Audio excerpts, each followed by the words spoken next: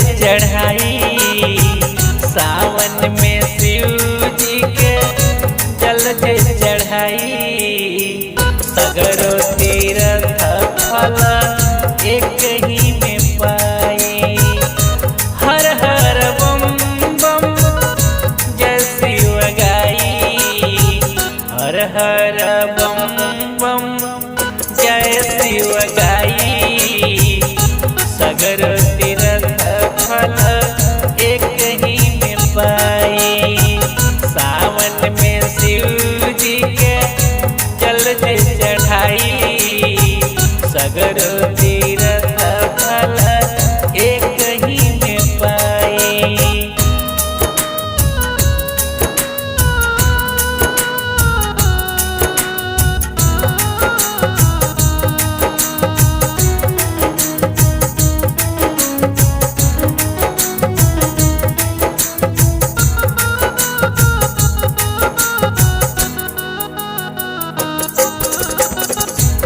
अभरदानी अविनाशी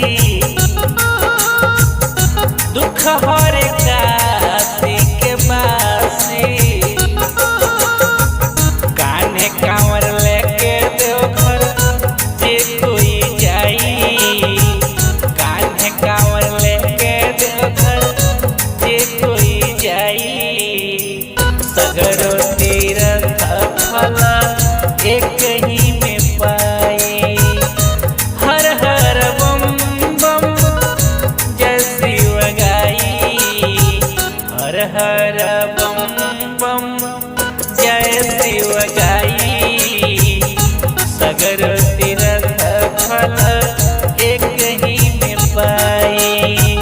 सावन में शिव जी के जल जे चढ़ाई सगरो तीर्थ फल एक ही में पाई।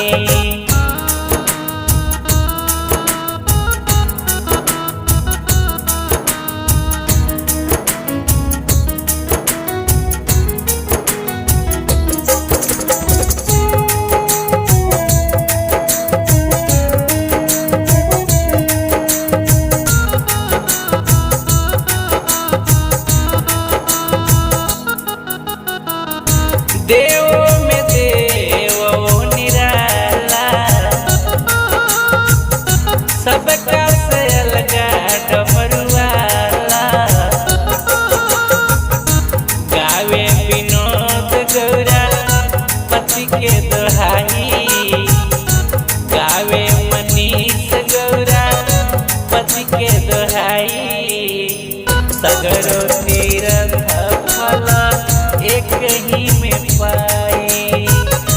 हर हर बम बम जय शिव गाई हर हर बम बम जय शिव गाई सगरो